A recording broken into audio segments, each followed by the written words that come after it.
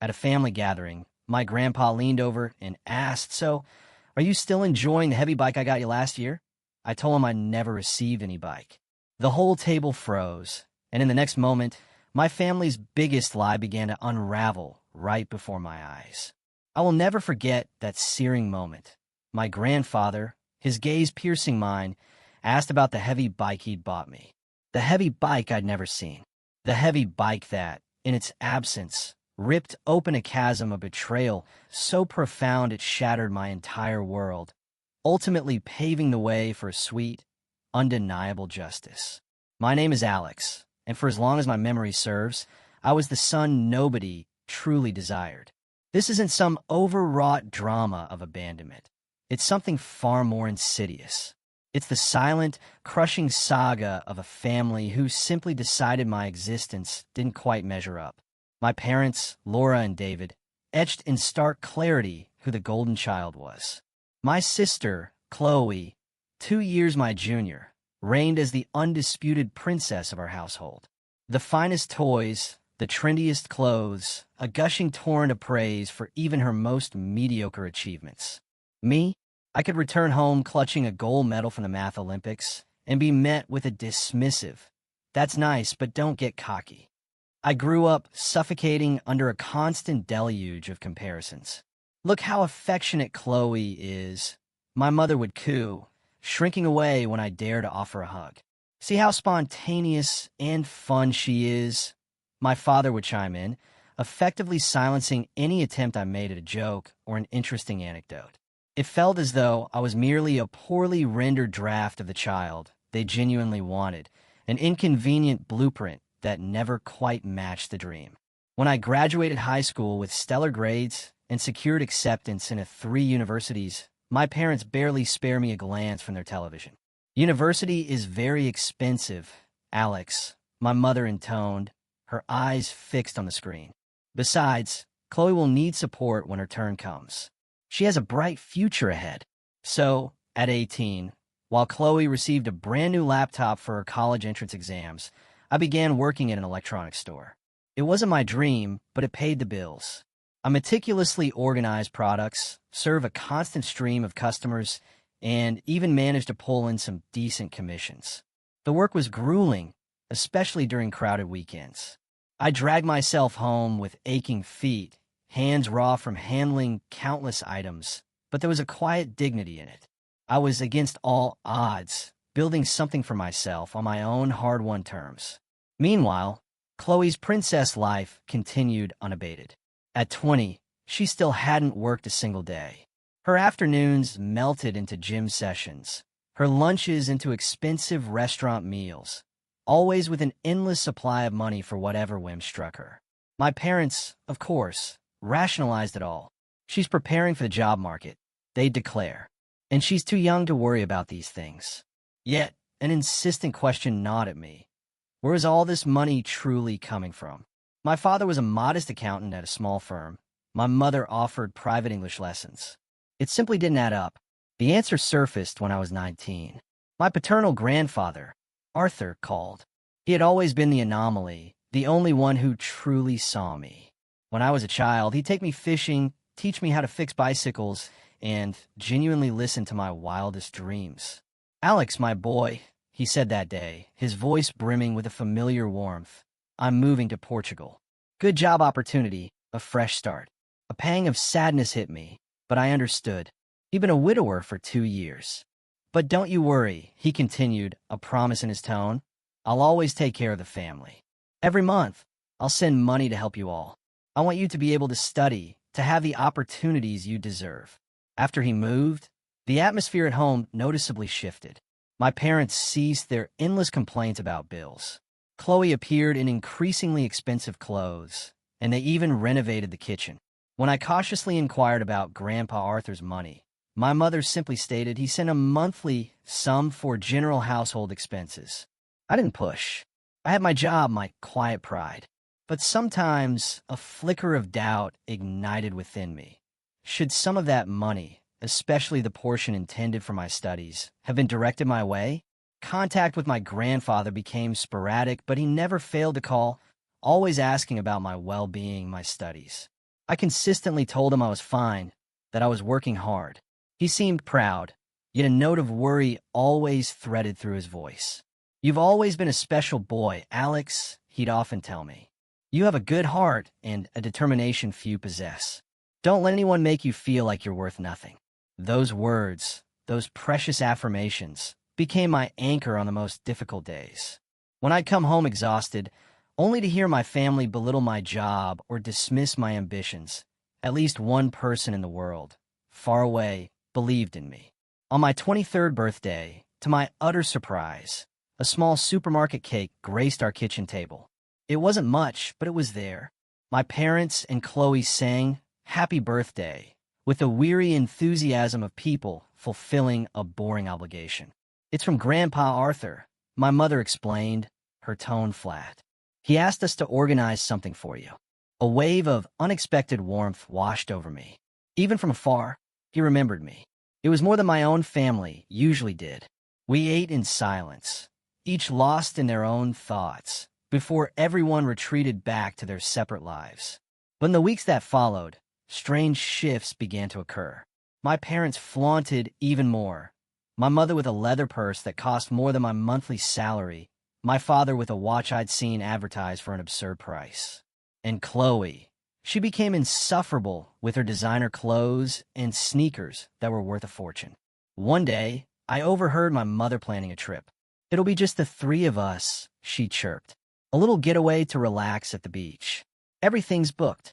When I realized I wasn't invited, a familiar sting of exclusion pierced me. "No room for four," my father explained, shrugging. "And you have to work anyway, right?"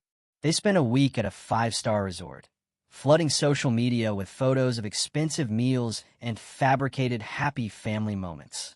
I stayed home, working my usual shifts, the nagging question resurfacing. Where was all this extravagant money truly coming from? Was Grandpa Arthur sending even more? I tried to push it aside, but curiosity gnawed relentlessly. The year dragged on. My routine remained an unvarying cycle. Work, home, work, home. My social life dwindled to nothing. I simply didn't have the money for the expensive activities my family indulged in. I grew accustomed to the pervasive loneliness. Chloe remained unemployed, luxuriating in her princess existence. My parents continued to treat me as an inconvenient burden, and I, in turn, relentlessly tried to prove my worth, though it seemed no one ever truly noticed. As my 24th birthday approached, I braced myself for nothing special. Perhaps another cheap cake, perhaps nothing at all. But then, 3 days before, my phone rang. "Alex, my boy, how are you?" It was Grandpa Arthur's warm voice, a sound I hadn't heard in months. "Grandpa, what a surprise." "I'm well, working hard." "Great, great. Listen, I have news. I'm returning to Brazil next week. I want to be there for your birthday." My heart pounded a frantic rhythm against my ribs. He was coming back. "For me. We'll have dinner at the best restaurant in town," he continued.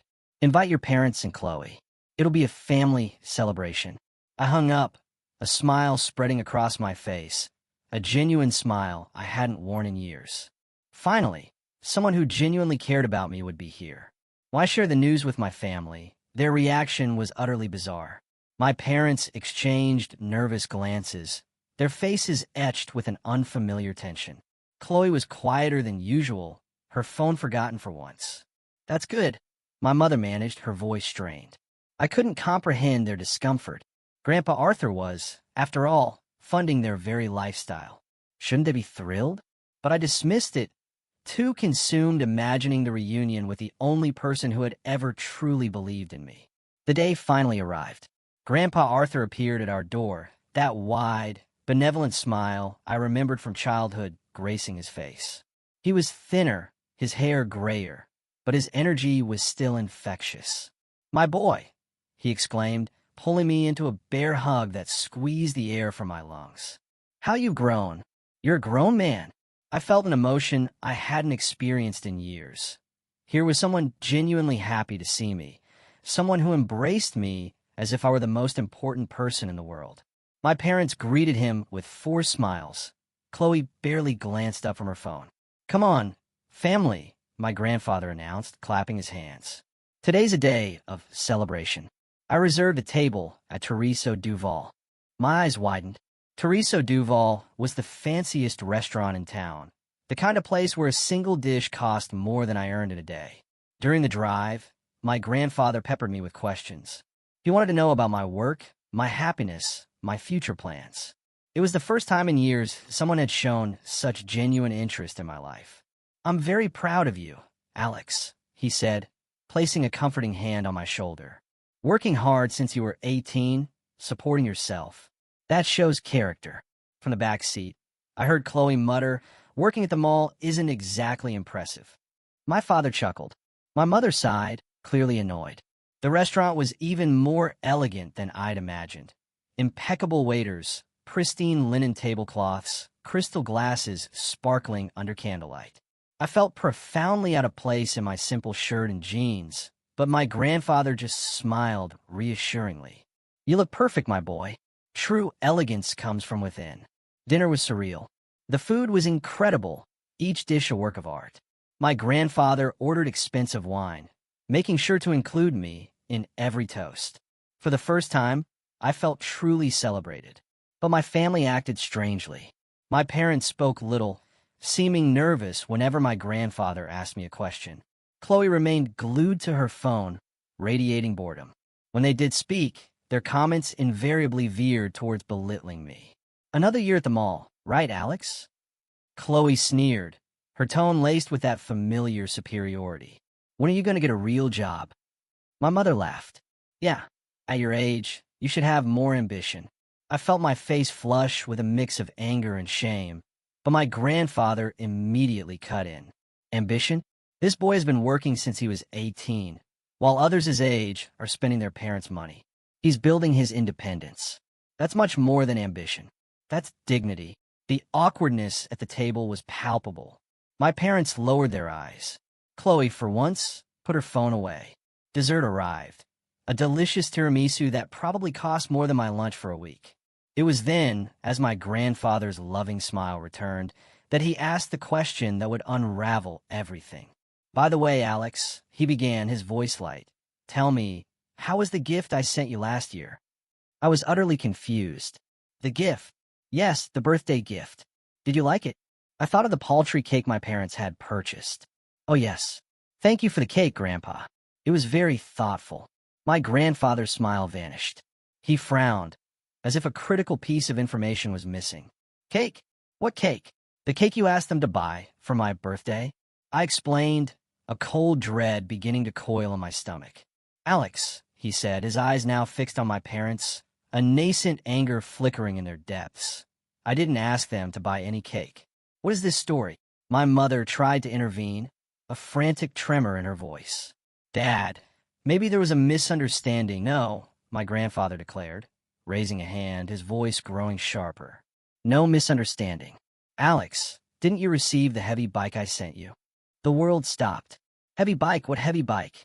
"The red Ducati I bought and had delivered to your house on your birthday," he elaborated, each word a hammer blow. "A brand new heavy bike, with all the documents in your name." I felt the ground dissolve beneath my feet. I didn't receive any heavy bike, Grandpa. Just the cake." The silence at the table was deafening, a thick, suffocating blanket. My parents were ghastly pale. Chloe looked as if she'd stopped breathing. My grandfather looked from one to another, his expression morphing from confusion to a cold fury I had never witnessed. "Where?" he demanded, pronouncing each syllable with dangerous calm. "Is the heavy bike I bought for my grandson?" My parents began to stammer, desperate for an excuse. My mother mumbled something about delivery problems. My father blamed the transport company. But my grandfather was not a fool. He had built a company from nothing. He knew the smell of a lie. "I want the truth," he thundered, slamming his hand on the table so hard the glasses jumped. The entire restaurant watched, a sea of discreet whispers and pointing fingers. But I didn't care. I was in total shock. A heavy bike. My grandfather had given me a heavy bike. It was my mother who finally broke, her voice trembling. We sold the heavy bike." "Sold?" I shouted, unable to control the raw emotion boiling within me. You sold my heavy bike. We needed the money, my father attempted to justify. Things were difficult, and Chloe was needing what? I exploded, my voice cracking. More designer clothes? More expensive sneakers? More resorts? My grandfather was absolutely livid. You took the gift I bought specifically for Alex and sold it to pay for Chloe's luxuries. It wasn't just for Chloe, my mother tried to defend herself, tears streaming down her face. It was for the whole family. We took that trip, bought things we needed. Lies. I screamed, my vision blurring. I didn't go on the trip. I never saw a cent of that money. You spent it all on yourselves. My grandfather rose from his chair, his presence suddenly immense. 32,000 reis, he said, his voice like cutting ice. That's what the heavy bike was worth. 32,000 reis that I saved, working in Portugal, to give a decent gift to my grandson. And you sold it to buy this. The amount stunned me. 32,000 reis, more than I earned in 2 years of them all. And they had sold it as if it were nothing. Dad, please, let me explain. My mother pleaded, but my grandfather cut her off. There's no explanation, he stated, his gaze unyielding. You betrayed my trust. You stole from my grandson, and I'm sure this isn't the first time. He looked at me, an expression of profound sadness softening his hard features. Alex, my boy, I need to tell you something. That heavy bike wasn't the only gift I sent you. My heart seized. What do you mean? For the last 3 years, every single month, I sent specific money for you. For your studies, for your needs, so you could have opportunities. I transferred it to your parents because I trusted they would pass it on to you. But now I understand you never saw any of it. I looked at my parents, a horrifying mixture of disbelief and pure rage swirling within me. How many years? I asked, my voice barely a whisper. 3 years, my grandfather confirmed. 600 reis a month, plus household expenses. Money that was rightfully yours. I did the quick, sickening math. 600 reis a month for 3 years, added to the 32,000 from the heavy bike. They had stolen over 50,000 reis from me. You're thieves, I said, a coldness in my voice that even surprised myself. Thieves from your own family. Chloe, finally finding her voice, scoffed. Alex, don't be dramatic. That money helped the whole family. It helped you. I corrected, my voice rising. It helped pay for your clothes, your sneakers, your outings. I never saw a cent. I worked like a slave while you lived like royalty with money that was mine. My grandfather placed a firm hand on my shoulder. Alex, you're not staying one more day in that house. Come with me to Portugal. There, you'll have the opportunities you deserve. I didn't hesitate. When? Now. Today. Let's get your things and go to the airport. My parents panicked. Dad, you can't be serious, my mother wailed. He's our son. Son. My grandfather laughed bitterly, a harsh, humorless sound. You treated this boy like a stranger his whole life. You humiliated him, robbed him, despised him, and now you want to talk about being his son? He turned to me, his gaze softening once more. The decision is yours, Alex. You can stay here and continue being treated like garbage, or you can come with me and have the life you always deserved. I looked at my family, my parents, desperate, but not out of love. They were afraid of losing the money my grandfather sent. Chloe seemed utterly shell-shocked, finally understanding that her princess life might be crashing down around her.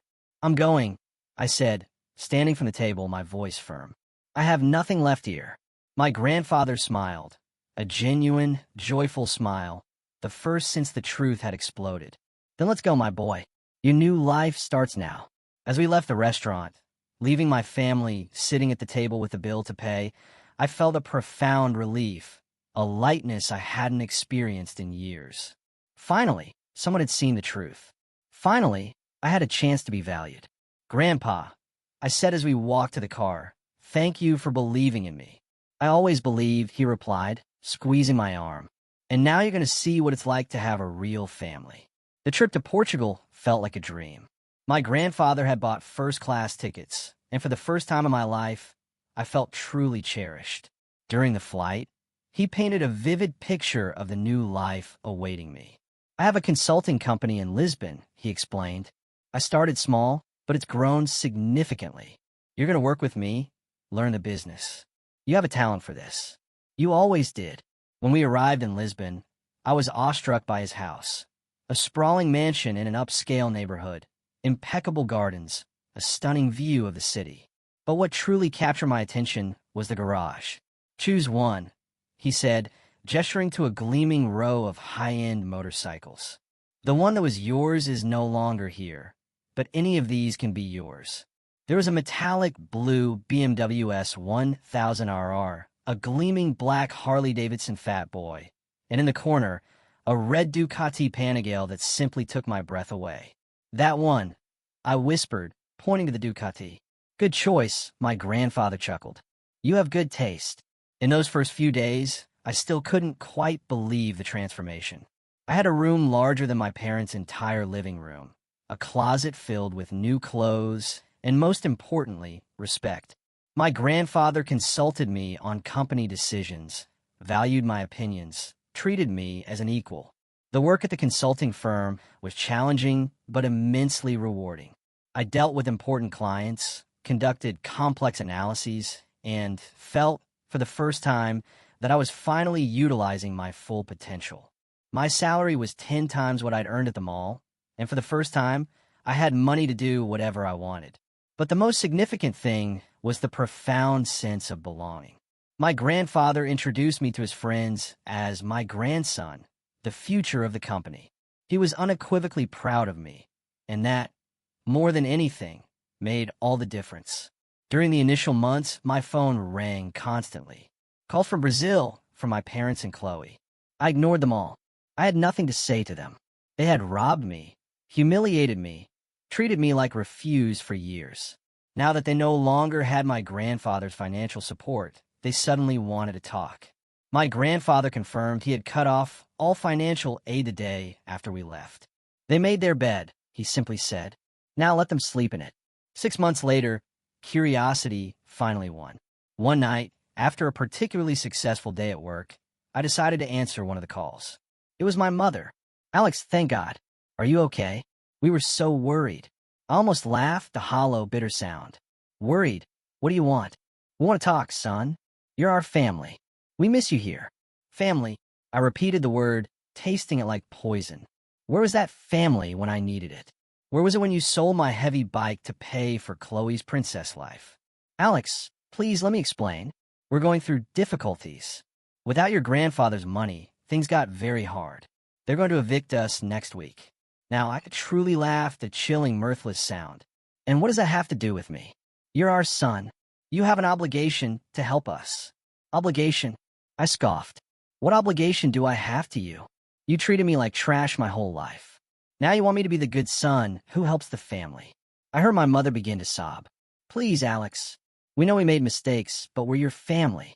You can't leave us on the street. You left me on the street, emotionally, my whole life, I retorted. Now experience what it's like literally. My father snatched the phone. Alex, stop this ingratitude.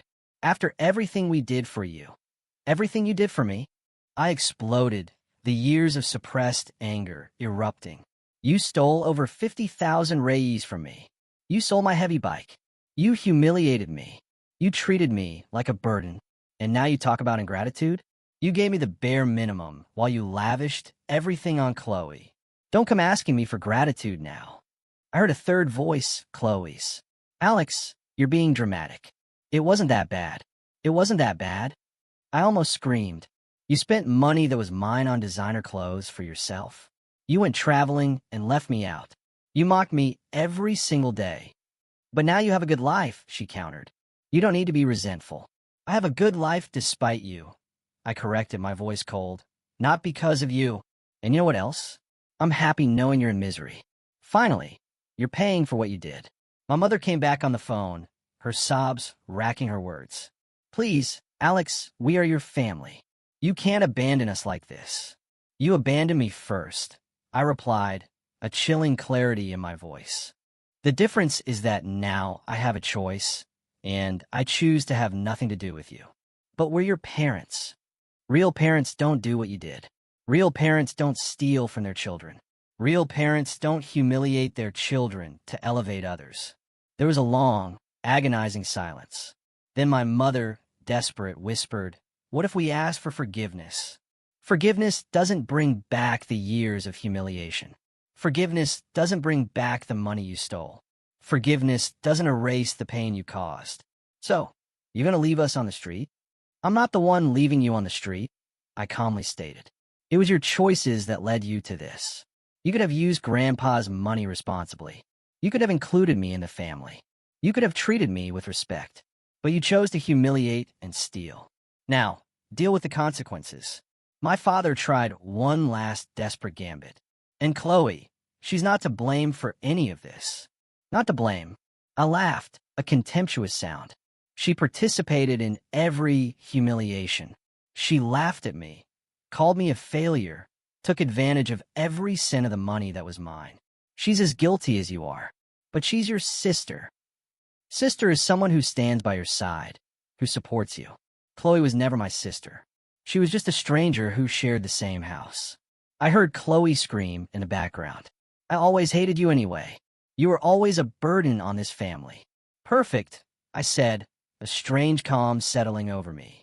Finally, the truth. "Thank you for confirming everything I always knew."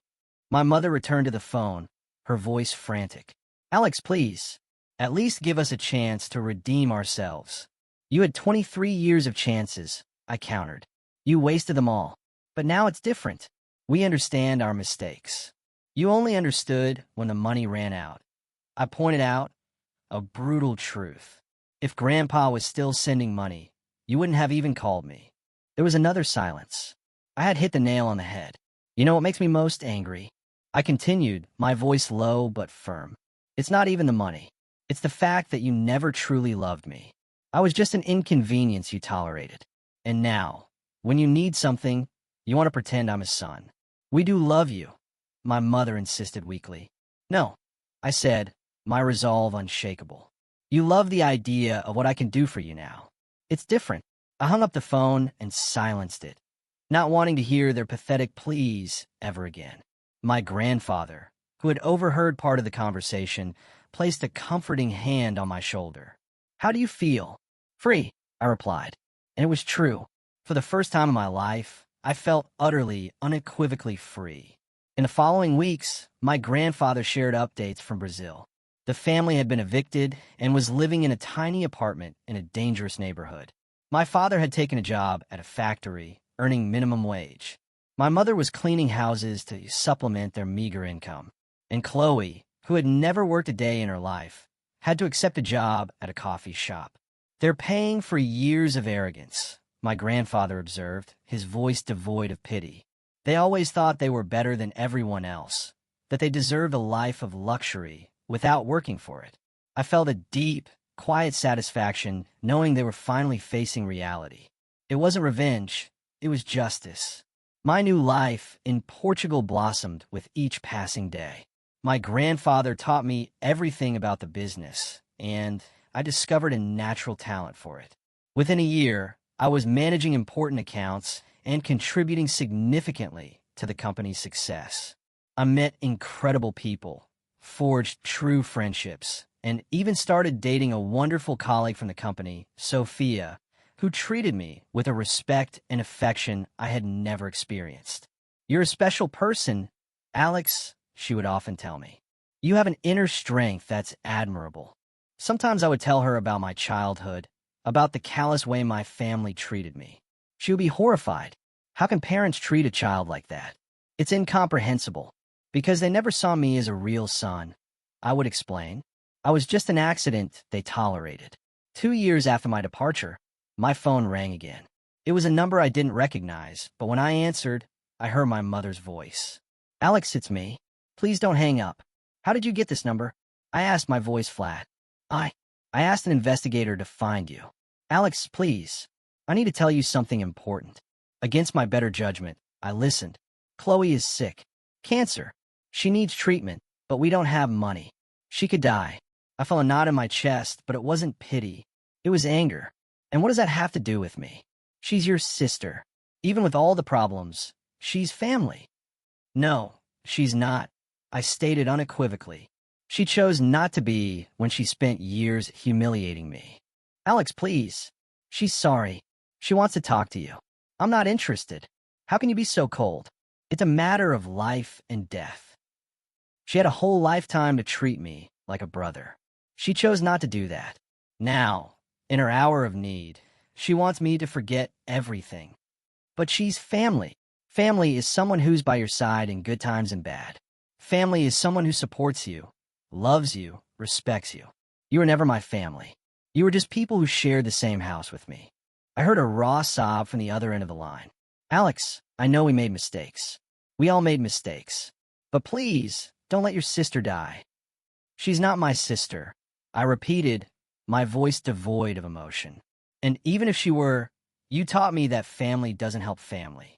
After all, when I needed help, where were you? I hung up the phone and never answered calls from that country again. 3 years passed. My life in Portugal was perfect. I had married Sophia. We bought a beautiful house in the heart of Lisbon, and I had become a partner in my grandfather's company. We were respected, successful, happy. On a quiet Sunday, my grandfather called me into his study. Alex, I have something to tell you. I received a call from Brazil yesterday. My stomach contracted, a reflex from an old wound. How are they? Destroyed, he replied, his voice quiet. Chloe died last week. Cancer. Your father had a heart attack after the funeral and is in hospital. Your mother is alone, with no money for anything. I was silent for a long, reflective time. Do you feel anything? My grandfather finally asked, his gaze gentle. No, I replied honestly. Should I? There's no right or wrong here, Alex. They made choices. You made yours. They could have had a good life if they had treated me like family. They could have used the money you sent wisely. They could have created an environment of love at home. But they chose the path of humiliation and favoritism. My grandfather nodded, a somber understanding in his eyes. And now they're paying the price. I don't feel sorry, I said. I feel that justice was finally done. That night, I told Sophia everything. She hugged me tight, her presence a warm, reassuring anchor. You did the right thing, she whispered. Family isn't who shares DNA with you. Family is who loves you, respects you, stands by your side. Your grandfather is your family. I am your family. She was right. I looked around. My beautiful house, my wonderful wife, my grandfather who loved me unconditionally, my thriving company. And I realized I had found my true family. People who valued me, who believed in me, who treated me with unwavering respect and affection. That's what family truly meant. My mother tried to contact me a few more times over the years, always with some new tragedy, always a desperate plea for help. I never responded. I had closed that chapter of my life forever. Today, at 28, I am a fulfilled man. I lead a thriving company, have a family that loves me, and friends who are truly dear. I learned that sometimes, to find happiness, you need the courage to leave behind toxic people, even if they share your blood. My grandfather, Arthur, saved me, not just financially but emotionally. He showed me what it's like to be truly loved, what it's like to have someone genuinely proud of you, what it's like to be part of a real family.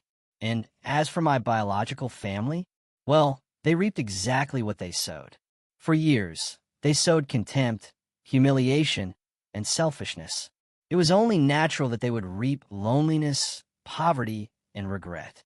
I feel no remorse. I feel gratitude for having had the strength to extricate myself from that toxic situation and build a life based on true love and mutual respect. Sometimes, the best thing you can do for yourself is to have the courage to abandon those who don't deserve you, even if they're family. Because true family is a choice, not an obligation. And I chose well.